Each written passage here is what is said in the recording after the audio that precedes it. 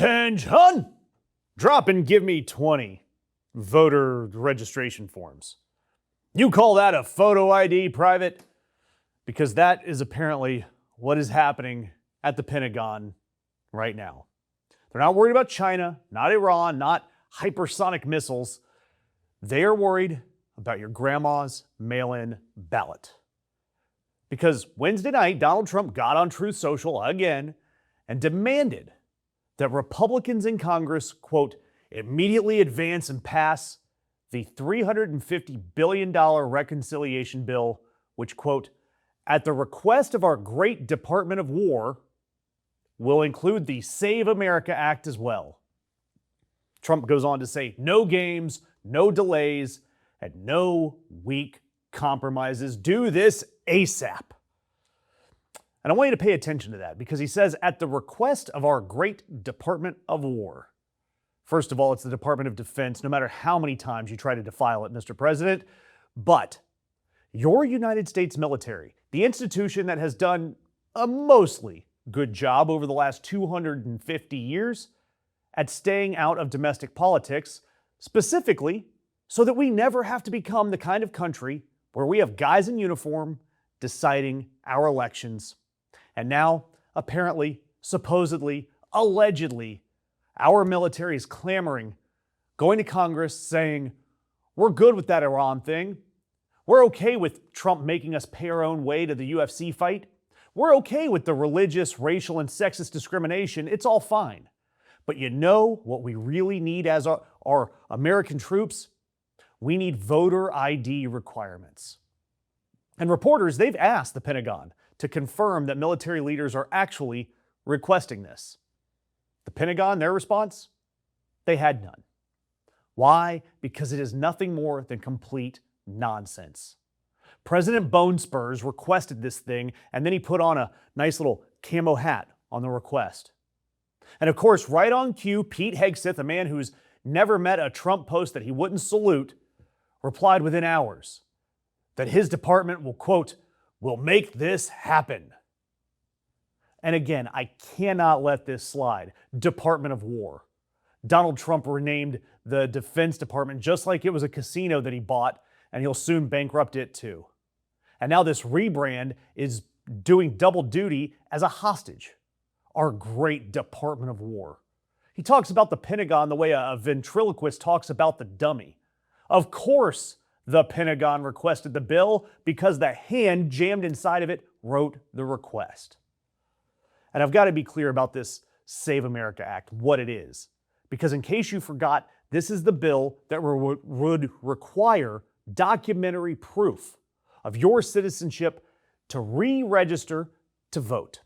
You'd have to have photo ID, presumably real ID that says your birthplace, just to cast a ballot. And it would strangle mail-in voting on top of it. All of the voting rights experts out there say that this could disenfranchise millions of American voters. People who don't have passports, women whose birth certificates don't match their married names, seniors who haven't needed to prove their citizenship since the Truman administration are about to be told that their paperwork isn't good enough. And none of those people committed fraud. All of them vote and vote legitimately. This is the entire point. And the fun part about this, the SAVE Act, this bill, it's already failed.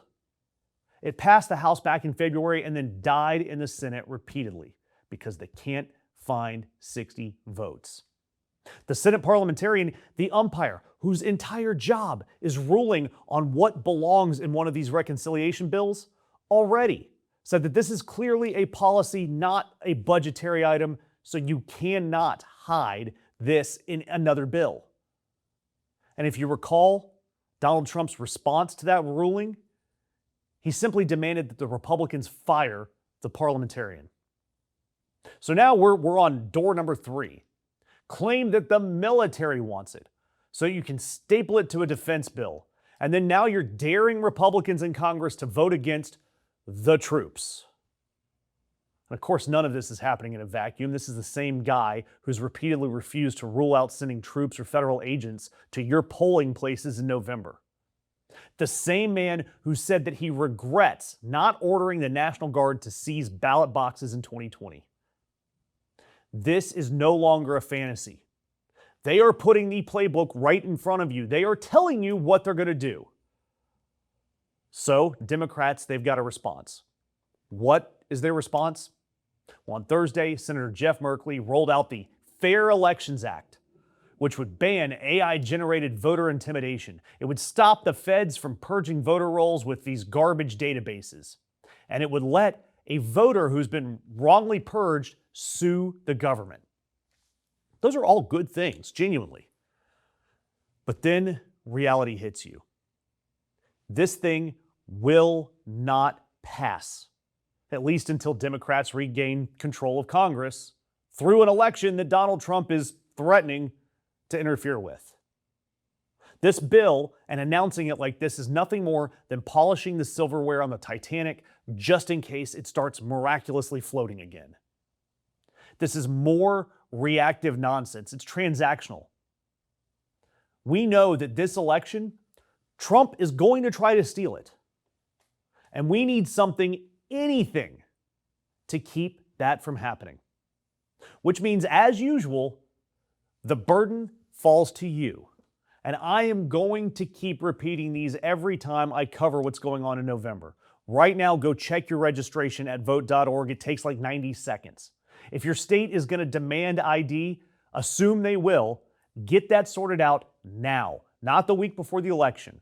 And if you've got a passport, carry that just in case. And if you happen to vote by mail, request that ballot the first day you can, and then send it back the same day it hits your hands.